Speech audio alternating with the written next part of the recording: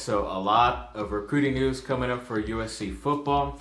So they get a commitment from a defensive tackle and Kobe Pepe.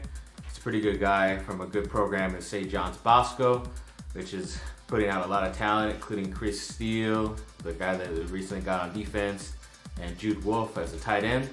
So it's good to have him with us. He picked up the commitment right away. I think it was on Wednesday really quick, but just wanted to let everybody know until now. So it's pretty great that we have him. He looks like he's a 3-star, but he could bump himself up to a 4-star. He's been proving himself a lot in these camps that are happening throughout the summer. Then they got another commitment from a defensive end / offensive line and Kyle Jernigans. They think he could probably play offensive line. I don't think he's really built as of right now for either position, but we'll see what happens within the next year to see what he can do. And maybe he's just going to either add muscle or just get a little bit more chunkier and be on that offensive line. But we did get another offensive line commitment in Joey Wright out of Nevada. It's pretty cool. Another 3-star guy. Get into the 3-star story a little bit later in this video. But yes, congrats to USC for getting those guys. Very happy to have them.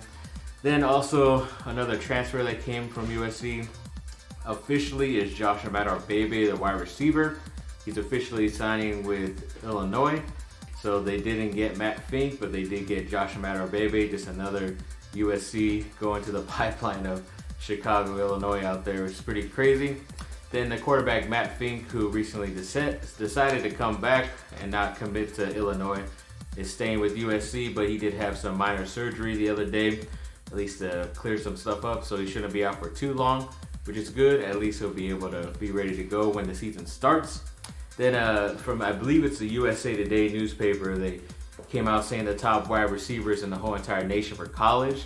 And surprisingly, even to me, Amon-Ra St. Brown is on there. It's pretty crazy to think he's only in his second year. Had a somewhat up and down year going into after last year just because it wasn't as consistent, but you could say it was the offensive line and just that whole entire season and games wasn't consistent for USC, but kind of glad to see that he's getting the recognition, and it's going to be tough because he's already getting recognition now. Pretty sure NFL scouts are going to be looking at him and seeing how well he could do this year and then next year, and he'll probably end up leaving early, but that's just the type of thing you got to worry about with, not worry about with USC, because they're always going to have talented guys around and shouldn't be worried about losing the player, because you should have guys on the bench who could come in and step up very easily. And they're talking about that 3 stars are maybe the problems for USC. I don't know, because I think if you have a good mix of good 3-star players, 4 stars, and 5 is most likely the way to go. Even though Alabama is consistently winning and Clemson are consistently winning with 4 and 5-star guys, there's a lot of good players have come out of USC that started as 3-star players coming out of high school and ended out getting drafted really high, having good careers in the NFL. So there's nothing wrong with being a 3-star coming into USC, but I think you just got to find the right guys, little diamonds in the rough, as I like to call them, whether they're 4 or 5-star guys. Sometimes those guys could be a little bit too much divas and have too much attention on them. Think they're, the shizzle, but really they're just one of thousands of players who could have gotten that position, really. And it's going to be the same thing once they get from college to the NFL. Only like 1 or 2% are ever going to get even drafted, let alone have an opportunity to play in the NFL. So you got to just take them the way they come. They did get a few 3-star guys just recently this week, but I'm pretty sure Pepe, the defensive tackle, is going to be boosted up to a 4-star in my opinion. But everything's looking pretty solid right there on the football front. But we go to USC basketball because the draft was last night, the NBA draft, and Kevin Porter Jr. was sliding a bit, but he did get picked pretty late in that first round by the Milwaukee Bucks, but he was traded to Cleveland. It's pretty cool. They're trying to rebuild things quickly there through the draft, so he was part of like a 3 guys that the freaking Cavaliers drafted in the first round, but at least he looks like he's going to get a lot more opportunities there than he would have in Milwaukee, so I'm kind of happy about that. But Beanie Boatwright, the power forward shooting guy that I was pretty high on, he did not get drafted, but he did get signed with a contract for the Detroit Pistons. So I'm glad for him. Too bad it wasn't the Lakers, but I'll get into all the Lakers stuff because I'm pretty sure they're looking at guys who don't want automatic contracts right now because they won't be able to sign them right away because they want to save some money to be able to go after a top tier guy or 3 to 4 other guys. But like I said, we'll get to that later in the video.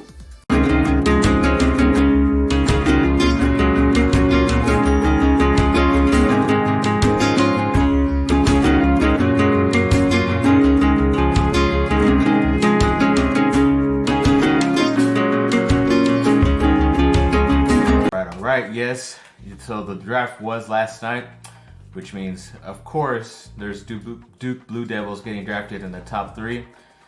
And this year there was 2, which is even better, but they kept that streak alive. I think it's around 6 or 7 guys in the past few years that have been selected that high out of Duke, which is always amazing to see. A lot of talent out there. Too bad they haven't turned those into national championships, but for both Zion Williamson going number 1 overall to the New Orleans Pelicans, then RJ Barrett going 2 picks later to the New York Knicks. It's just awesome. They're going to have a lot of time and to be able to do what they want, have those as their own franchises. Maybe those teams have enough money to go after a player or 2 in the free agent market. But both very emotional, especially talking after they shook hands with the commissioner. It's great to see. Obviously, they worked very hard. That's why I'm kind of a little bit upset and sad for them that they didn't reach their ultimate goal in college, which was the national championship. But they did work their tails off, and if there wasn't any little lingering injuries, and some other players stepped up, like a Cam Reddish who stopped eating pizza, according to him. That's why he didn't play well. It's just crazy. But yes, speaking of Cam Reddish, he did get selected by the Atlanta Hawks, who are starting a pretty nice rebuild. I think they did get a few good players in this year's draft, and they might be coming up, especially since they're in the East, and now they have a sharpshooter and Cam Reddish who's going to help them a lot, especially that's definitely a position that team needed.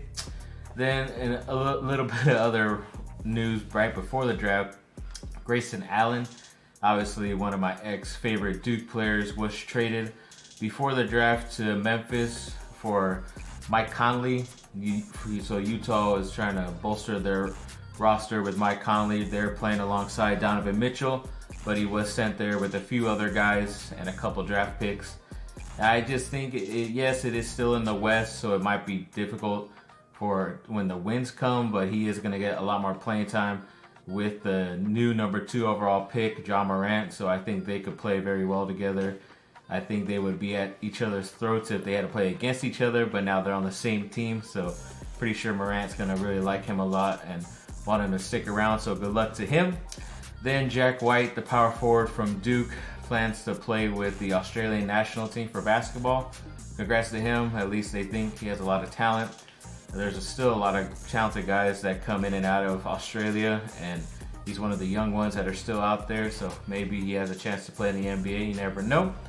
Then they suggested that the Pelicans are doing what they never did for Anthony Davis for Zion, which is they basically secured his whole 4 or 5 years of his first rookie deal, whether it comes to being able to draft people that are correct for the team or even use those picks to try to move up even higher to get an even better player, or even to use it as picks to trade for other quality players around the NBA.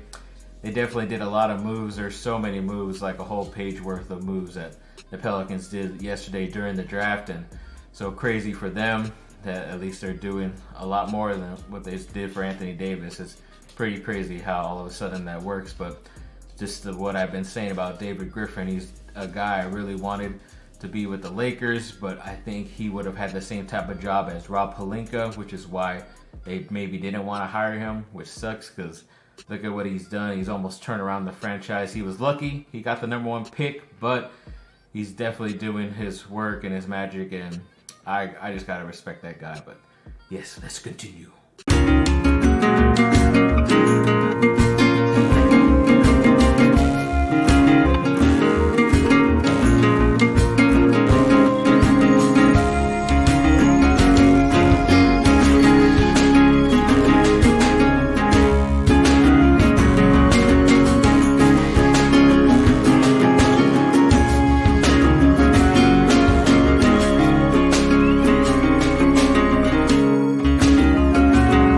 as a little bit of Chargers news, so Phillip Rivers is tied for the 4th best odds with Tom Brady to win the NFL MVP next year. It's okay, but I think like usual, it's just going to be a year where he puts up a lot of stats, but they don't really get that far. Maybe that's why he gets into the race, but other than as far as wins goes, it's not going to be pretty, I don't think, but we just have to wait and see. Then they're saying Mike Williams, the from 2 to now 3-year starter, or going to be player in the NFL for the Chargers at wide receiver. His role is going to be a lot more expanded. I don't know why it took so long. Of course, his first year he was injured a lot, only played in about 4 games, but since then he has shown he could be really good, but that was only when a lot of guys were down and then he had to step up. But now he should be solidified as a number 2 guy behind Keenan Allen, I believe. So we're just waiting on you, buddy. You're a 1st-round pick, so you got to step it up. Then, as far as Anaheim's Ducks news, they did have to buy out Corey Perry's contract, the ex-forward/center who's been there his whole entire career, but they couldn't find a trade partner. But it looks like he isn't going to retire. He is going to try to find a role with some other team. Just sucked that they weren't able to get some compensation back from him, be it via trade, but we just have to see where he goes, and pretty sure he's going to go to a contender. And I think the NHL draft is tonight, so we'll see who the Ducks get probably in my next video at some point. Of course, I don't know when that's going to be up, but I just want to get a lot of this stuff over with because so much stuff has happened within the past week since I talked to you. But they did sign a head coach. He is the head coach of their developmental team in San Diego, Dallas Eakins, and he did have one head coaching job before, but he's just been down there at the Division II level for the NHL. But now, since he has a good relationship with Bob Murray, the GM, it's the main reason why he got the job. But he does look like he's very prepared and knows how to talk to these guys and get into them. And this past season in the playoffs for the G League of the NHL, they did pretty good. They went a lot farther than anybody ever expected them to, and where they have been in their past history. So hopefully he can do that with the Ducks as well, while they're still kind of in a semi-rebuild at the moment. But they did re-sign some of their players who were free agents, the goalie Miller, and then Grant, who's a center, I believe, and then Holzer. They all re-signed those guys to pretty short deals, but glad to at least have somebody back. Then yes, it's been that long since I've seen y'all, but while we were away before Father's Day on Saturday, the Lakers did make that blockbuster trade for Anthony Davis. I would hope that they should have waited, since I'll get into that why it seems like Rob Pelinka, who executed the trade for the Lakers, didn't really understand the numbers clearly, and he just assumed that the Pelicans were going to allow them to just wait until July 30th so the Lakers can save like almost $7 to $8 million to be able to use to get another player in free agency. But the Pelicans want to make it official on the 6th of July so they can have a lot of their guys and a lot of money off of their books, and then they could be able to get their rookies playing in the summer league as well. So it's going to be executed pretty fast, I'm sure, and the Lakers are going to be screwed with about 20 some odd million dollars in free agency instead of a little bit over 30. But they can get like around 27 if Anthony Davis just lets go of his trade kicker, which is like $4.5 million, because he gets traded, he gets that amount of money. But if he gives that back to the Lakers, they have that 27. And then if they trade a few other guys that they had on their roster that they're really not going to play as much, then they could get, as long as they get picks back, they get the money back. That could put it back up to around 30, where you can offer guys who I'll be talking about in the next section of this video. But yeah, just a whole bunch of crap, and it's what the Lakers are trying to do, make some space. And of course, Rob Pelinka, he thinks he's a big time agent, but didn't understand the numbers here and kind of screwed the Lakers out. That's why they seem to only make one move yesterday during the NBA draft, but I'll get into that right now.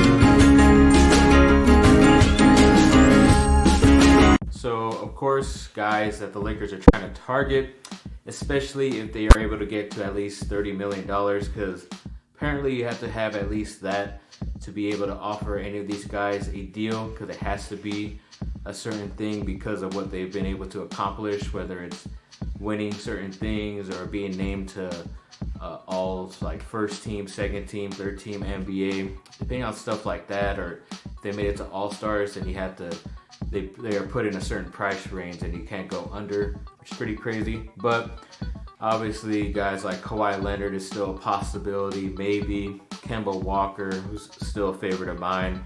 Then you also got Jimmy Butler, who was supposedly interested, but he might be going to Houston, so you never know. Then you got other guys like Al Horford, JJ Redick, and Bobby Portis.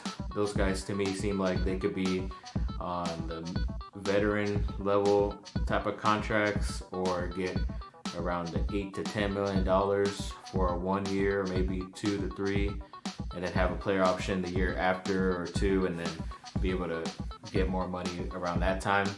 That's just a way they're gonna have to do to persuade these guys who can get more money somewhere else, and then come and play with LeBron and Anthony Davis and try to go after a championship next season, while the Warriors are struggling and probably aren't going to be fully healthy by the next time the playoffs come around. So that's just the type of players that the Lakers are looking at.